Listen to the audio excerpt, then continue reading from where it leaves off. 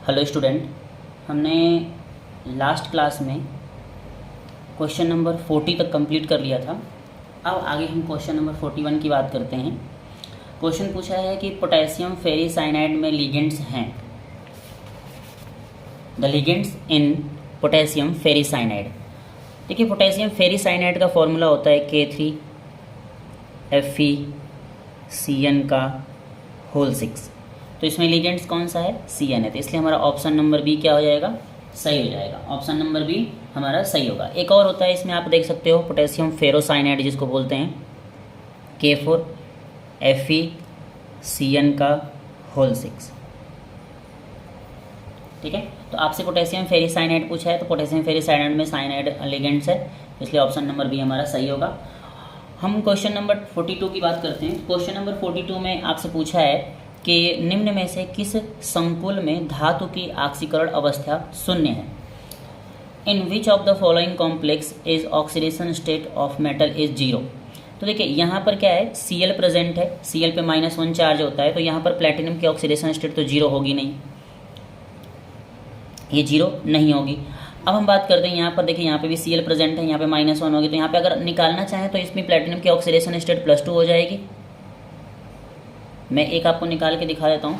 यहाँ पर अगर निकालने की कोशिश करेंगे क्रोमियम की ऑक्सीडेशन स्टेट, तो क्या हो जाएगा? देखिए यहाँ पर Cr को x ले लीजिए, अमोनिया पे चार्ज जीरो होता है, 3 अमोनिया है तो 3 से मल्टीप्लाई होगा तो जीरो ही होगा, प्लस Cl पे -1 होता है तो -1 में 3 से मल्टीप्लाई करेंगे, इक्वल टू पूरा कॉम्प्लेक्स पे कोई चार्ज नहीं है इसलिए जीरो हो जाएगा। तो x इक्वल टू क्या होगा? देखिए ये तो जीरो हो गया पूरा, ये -3 हो गया, -3 उधर जा करके +3 हो जाएगा, तो ये हमारे पास क्या हो जाएगा? इस पर +3 चार्ज है। यहाँ पर अगर आप निकालने की कोशिश करेंगे तो यहाँ पर भी Cl है, तो देखो यहाँ पर भी आएगा, +2 चार्ज आएगा। यहाँ पर देखिए, यहाँ पे कार्बोनेट पे कोई चार्ज नहीं होता और पूरे कॉम्प्लेक्स पे भी कोई चार्ज नहीं है, इसलिए Cr पे क्या चार्ज आ जाएगा? जीरो चार्ज आ जाएगा। तो इसलिए हमारा ऑप्शन नंबर बी क्या होगा? सही होगा। उसने पूछा है किसकी ऑक्सीकरण अवस्था शून्य होगी, मतलब ऑक्सीडेशन नंबर किसका? जीरो होगा। तो यहाँ पे देखिए Cr का ऑक्सीडेशन नंबर क्या हो जाएगा? जीरो हो जाएगा। क्वेश्चन देखिए, हम क्वेश्चन नंबर 43 की बात करते हैं। क्वेश्चन नंबर 43 में क्या कह रहा है कि K4FeCN का होल 6 का IUPAC नेम क्या होगा? तो IUPAC नेम लिखते टाइम पर हम सबसे पहले उस पार्ट का नाम लिखते हैं जिस पे पॉजिटिव चार्ज होता है, चाहे वो कॉम्प्लेक्स हो चाहे वो काउंटर आयन हो। तो देखिए यहाँ पे पॉजिटिव चार्ज किस पे आएगा? काउंटर आयन पे आएगा। तो सबसे पहले हम क्या लिखेंगे? काउंटर आयन का नाम लिखेंगे। और हाँ, जब काउंटर आयन का नाम लिखते हैं तो उसमें हम टेट्रा या ट्राई या उसके नंबर्स को रिप्रेजेंट नहीं करते। तो देखिए ये दोनों ऑप्शन तो हमारे लिए वैसे ही गलत हो जाएंगे, क्योंकि इस दोनों में क्या दे रखा है? टेट्रा दे रखा है। फिर हम बात करेंगे इसमें, देखिए इसमें क्या दे रखा है? पोटेशियम, और यहाँ पे देखिए सीधा फेरोसाइनाइड दे दिया, तो ये कॉमन नेम है, पोटेशियम फेरोसाइनाइड इसका कॉमन नेम है, और से पोटेशियम फेरोसाइनाइड इसका क्या हो जाता है? कॉमन नेम हो जाता है। बट यहाँ पे हमें क्या कहा है? IUPAC नेम लिखने के लिए बोला, तो क्या हो जाएगा? पोटेशियम हेक्सासाइनो भी होता है, हेक्सासाइनाइडो फेरेट सेकेंड। तो ये हमारा ऑप्शन नंबर ए क्या हो जाएगा? सही हो जाएगा। हमारा ऑप्शन नंबर ए क्या होगा? सही होगा। क्वेश्चन नंबर 44 के लिए बात करते हैं। इसमें पूछा है कि एक जटिल यौगिक है CuNH3 का होल 4 PtCl4 से संभावित समवयवों की कुल संख्या क्या होगी? अब आप यहाँ पे देखिए, यहाँ पर बोला है कि the total number of possible isomers of the complex compound CuNH3 का होल 4 PtCl4 इज। देखिए हमारे पास जो कॉम्प्लेक्स दिया है इसके हम आइसोमेरिज्म बना करके देख लेते हैं, आइसोमर्स बना करके देख लेते हैं। CuNH3 का होल 4, CuNH3 का होल 4 और PtCl4 दे रखा है। अब अगर आप यहाँ पे देखें तो क्या हो जाएगा? CuNH3 का होल थ्राइस Cl, यहाँ पे क्या हो जाएगा? PtCl3NH3। एक आइसोमर्स हमारा ये हो गया, दूसरा आइसोमर्स हमारा ये हो गया। फिर इसको एक्सचेंज करते हैं हम, ठीक है। यहाँ पे एक Cl को इधर लाते हैं तो क्या हो जाएगा? CuNH3 का होल ट्वाइस Cl2 PtCl2NH3 का होल ट्वाइस, ठीक है। देखिए ये वाला आइसोमर्स हमारा पॉसिबल नहीं होगा, क्योंकि दोनों कॉम्प्लेक्स अपने आप में न्यूट्रल हैं। यहाँ पर कॉपर की ऑक्सीडेशन स्टेट +2 होती है, ये प्लेटिनम की ऑक्सीडेशन स्टेट +2 होती है यहाँ पर, तो ये दोनों अपने आप में न्यूट्रल है, इसलिए दोनों कॉम्प्लेक्स एक दूसरे के साथ मिल करके डबल कॉम्प्लेक्स का फॉर्मेशन नहीं करेंगे। देखिए डबल कॉम्प्लेक्स फॉर्मेशन के लिए जरूरी है कि इस पर कोई प्लस चार्ज आए, किसी पे कोई माइनस चार्ज आए, तब जा करके क्या होते हैं? डबल कॉम्प्लेक्स का फॉर्मेशन करते हैं। बट यहाँ पर दोनों अपने आप में क्या है? एक कंप्लीट कॉम्प्लेक्स, न्यूट्रल कॉम्प्लेक्स बना रहे हैं, इसलिए ये वाला हमारा आइसोमर्स पॉसिबल नहीं होगा। देन आगे बात करते हैं NH3Cl3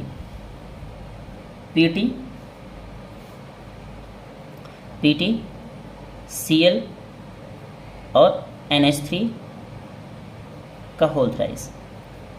देखिए अब हम इसको इधर ला देंगे, इसको इधर ला देंगे, क्योंकि पॉजिटिव वाले को हम पहले लिख के चलते हैं। तो अब क्या हो जाएगा, PtNH3 का होल 4, फिर क्या हो जाएगा CuCl4।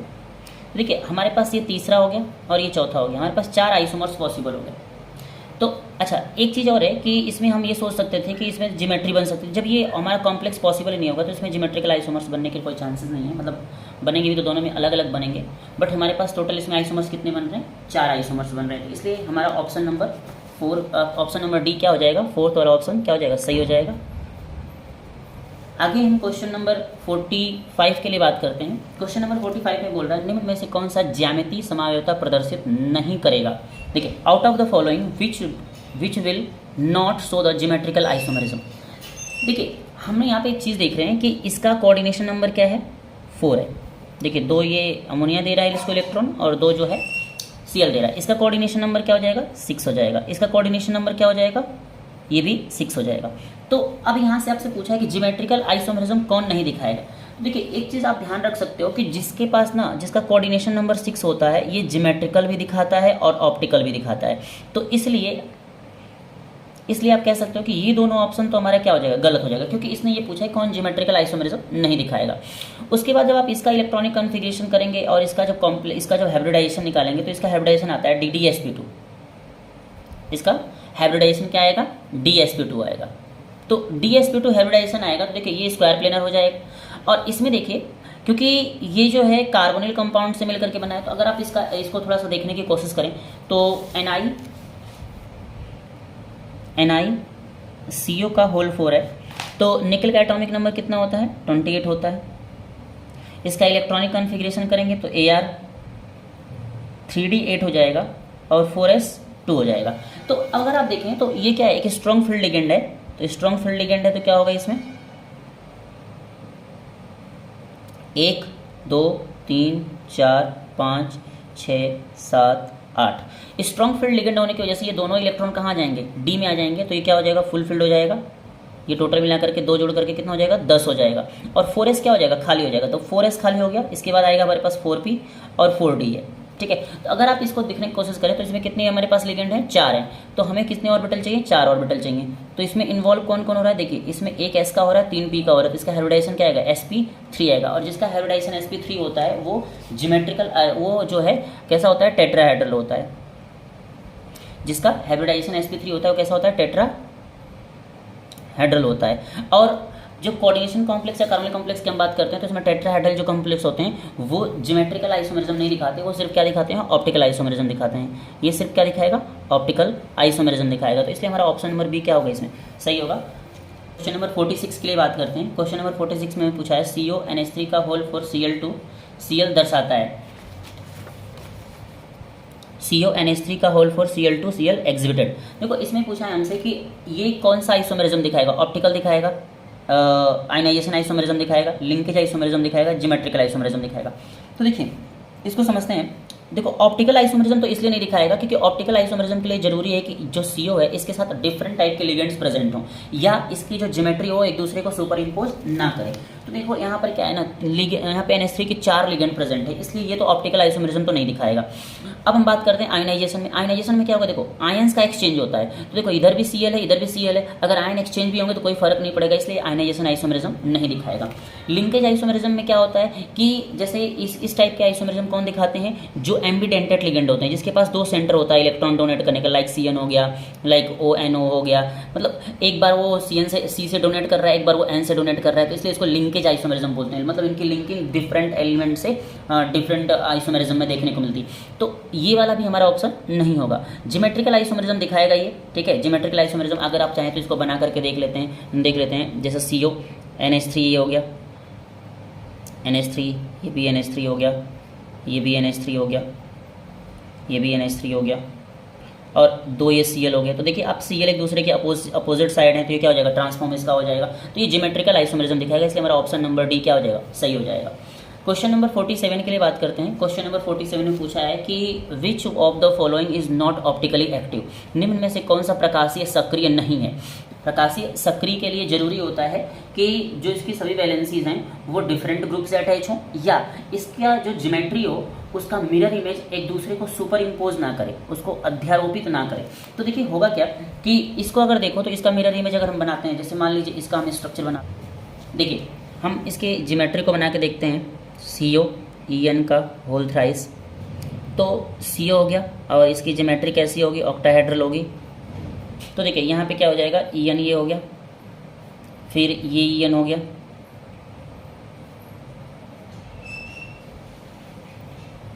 ये EN हो गया और एक ये EN हो गया, ये इसके साथ जुड़े हैं। अब इसका हम मिरर इमेज अगर हम बनाते हैं, इसके सामने अगर हम मिरर रखते हैं तो क्या हो जाएगा, ये इसका जैसे इस तरीके से कुछ बन करके आएगा।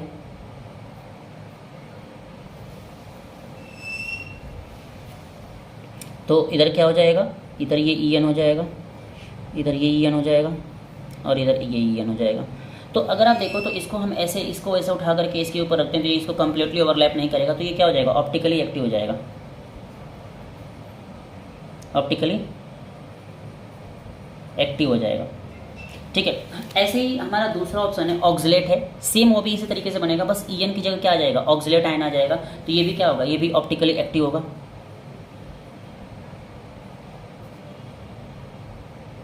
ये भी ऑप्टिकली एक्टिव होगा। इसको अगर आप देखें, इसमें अगर देखें तो ये जो है इसका अगर आप ज्योमेट्री बनाएंगे तो ये भी आपको ऑप्टिकली एक्टिव देखने को मिलेगा, क्योंकि सिस फॉर्म जो होगा इसका ऑप्टिकली एक्टिव होगा, क्योंकि उसका मिरर इमेज जो है सुपर इम्पोज नहीं करेगा। क्योंकि इसका स्ट्रक्चर अगर आप बनाएंगे ना तो इसका स्ट्रक्चर आपको देखने को कुछ इस तरीके से मिलेगा।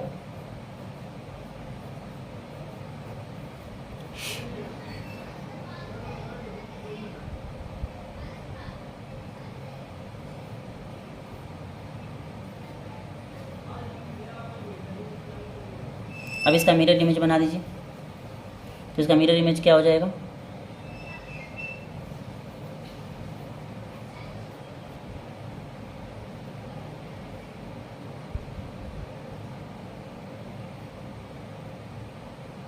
देखिए ये एक दूसरे को सुपर इम्पोज नहीं करेंगे, तो जब एक दूसरे को सुपर इम्पोज नहीं करेंगे तो ये क्या हो जाएगा, ये ऑप्टिकली एक्टिव हो जाएगा।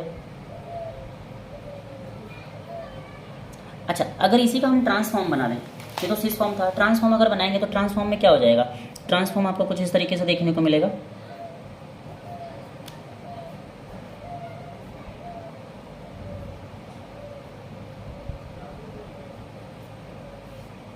देखिए इसका मिरर इमेज बनाएंगे तो सेम इसी तरीके का आएगा। अगर सेम इस मिरर इमेज इसका बनाएंगे तो सेम इस तरीके से ये पलट जाएगा और इसी का मिरर इमेज सेम आएगा, तो एक दूसरे को सुपर इम्पोज कर जाएगा। आप बना सकते हैं इसको,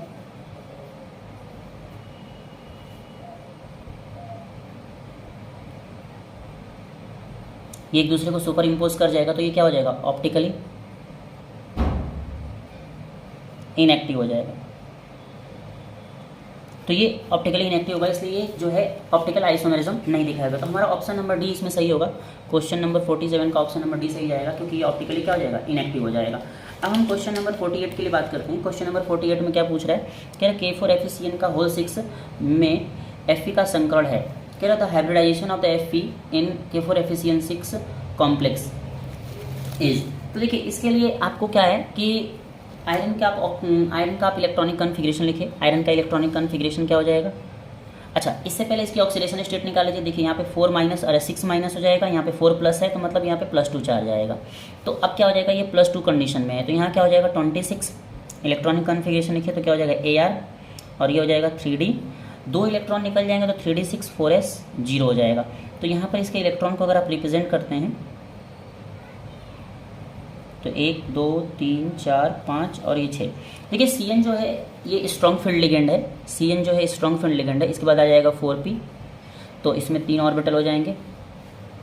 CN स्ट्रॉन्ग फील्ड लिगेंड है तो इसलिए ये दोनों इलेक्ट्रॉन जो हैं जो ऑन द एक्सिस पड़ रहे हैं ये कहाँ आ जाएंगे, अंदर आ जाएंगे। तो ये पेयरिंग कर लेंगे in the presence of CN। तो 1 2 3 4 5 6। देखिए 2 ऑर्बिटल ये खाली हो गया, एक ये S का है, 3p का है। हमें क्या चाहिए था, हमें चाहिए था 6 ऑर्बिटल वैकेंट। तो 1 2 3 4 5 6, तो 6 ऑर्बिटल हो गया। तो ये क्या करेंगे, आपस में हाइब्रिडाइजेशन करेंगे। तो हाइब्रिडाइजेशन क्या हो जाएगा, 2D का है तो 2D का भरा हुआ है, 1P का है, 1S का है तो 1S का है, और 3P का है। तो देखिए इसमें कोई भी जो है ये गलत दे रखा है, ये गलत दे रखा है, इसमें 3 होना चाहिए था, तो इसलिए हमारा ऑप्शन नंबर ए सही होगा। ठीक है, यहाँ पर 3 होना चाहिए था, इसमें कोई भी ऑप्शन ऐसा नहीं है जिसका हाइब्रिडाइजेशन D2sp3 आ रहा हो। ठीक है, D2sp3 आएगा ही, इसमें कोई ऑप्शन नहीं, तो इसलिए हम ऑप्शन नंबर ए को मान कर चलेंगे। ठीक है ना, तो ये आप देख लीजिएगा। क्वेश्चन नंबर 49 की हम बात करते हैं। क्वेश्चन नंबर 49 में आपसे पूछा है कि CuNH3 का होल फॉर Cl2 का आकार, मतलब द शेप ऑफ CuNH3 का होल फॉर Cl इज। तो इसमें क्या है कि Cu की जब हम बात करते हैं तो Cu का एटॉमिक नंबर होता है 29। यहाँ पर Cl है तो इसका मतलब इसमें +2 चार्ज होगा, 2 Cl है तो +2 चार्ज होगा। इसका इलेक्ट्रॉनिक कॉन्फ़िगरेशन करेंगे तो Ar हो जाएगा, 3D 9 और 4s 0 हो जाएगा। 3D 9 को अगर हम रिप्रेजेंट करें तो आप देखोगे तो 1 2 3 4 5 और 6 7 8 और ये 9। देखिए इसका एक ऑर्बिटल ये खाली, एक ऑर्बिटल में एक अनपेयर्ड इलेक्ट्रॉन प्रेजेंट है। तो इसमें अगर हम इसको यहाँ पे हो जाएगा 4s का ऑर्बिटल, और यहाँ पे आ जाएगा 4p में कितने ऑर्बिटल होते हैं, तो 3 ऑर्बिटल होते हैं। 4p में 3 ऑर्बिटल होते हैं। देखिए ये थोड़ा सा ये स्पेशल कंडीशन है, इसको इसके लिए एक टर्म यूज़ किया जाता है जिसको हम बोलते हैं John Teller effect. John Teller effect में क्या होता है कि जो ये वाला इलेक्ट्रॉन होता है ना, जो ये लास्ट वाला एक अनपेयर्ड इलेक्ट्रॉन है, ये चला जाता है इसमें p के लास्ट ऑर्बिटल में, तो ये वाला ऑर्बिटल क्या हो जाता है, खाली हो जाता है। जब ये ऑर्बिटल खाली हो जाएगा तो इसमें क्या हो जाएगा, तो ये 1 2 3 4 5 6 7 8। अब ये देखिए ये खाली हो गया, एक ये s का हो गया, और यहाँ पर कितने बच गए, यहाँ पर इसमें एक इलेक्ट्रॉन आ गया तो यहाँ पे 2 p के बच गए। तो इसमें हाइब्रिडाइजेशन क्या बनेगी, एक ये बनेगी DsP2। तो इसकी ज्योमेट्री कैसी आएगी, स्क्वायर प्लेनर। जिसकी हाइब्रिडाइजेशन DsP2 होता है इसकी ज्योमेट्री कैसी होती है, स्क्वायर प्लेनर होती है। जिसका sp3 होता है उसका टेट्राहेड्रल होती है। जिसका D2sp3 होता है उसकी होती है ऑक्टाहेड्रल। तो इसलिए हमारा ऑप्शन नंबर सी क्या हो जाएगा, सही हो जाएगा। क्वेश्चन नंबर 50 के लिए हम बात करते हैं, सबसे मजबूत क्षेत्र लिगेंड कौन सा होगा, विच of the following strong field ligand. अब देखिए स्ट्रॉन्ग फील्ड लिगेंड देखोगे तो इसमें CN है। ठीक है, मैं इसका एक ऑर्डर बता देता हूँ आप लोगों को, आप ध्यान रख सकते हो। सबसे ज़्यादा स्ट्रॉन्ग फील्ड लिगेंड लगभग होता है, आप देखोगे तो CO होता है, कार्बोनिल जिसको हम बोलते हैं। उसके बाद CN आ जाता है। ठीक है, CN के बाद CH3 आ जाता है। ठीक है, फिर ट्राई अल्काइल फॉस्फेन आ जाता है। फिर उसके बाद आ जाता है NO2।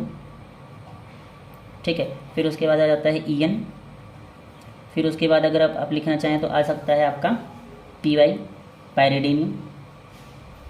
फिर उसके बाद आ जाता है NH3। फिर अगर आप इसमें दिखाएंगे तो EDTA, EDTA के बाद H2O। इसी तरीके से आप आगे की तरफ बढ़ते जाएंगे। ठीक है ना, तो इसमें ऑप्शन नंबर हमारा क्या हो जाएगा, B सही हो जाएगा। ठीक है, सबसे स्ट्रॉन्ग फील्ड लिगेंड कौन होगा, CN होगा। ठीक है, आई होप आप लोगों को ये क्वेश्चंस समझ में आए होंगे। जो भी आप लोगों को प्रॉब्लम आती है तो आप मुझे कमेंट में बताइए। ठीक है, वीडियो को लाइक करिए, सब्सक्राइब करिए। Thank you.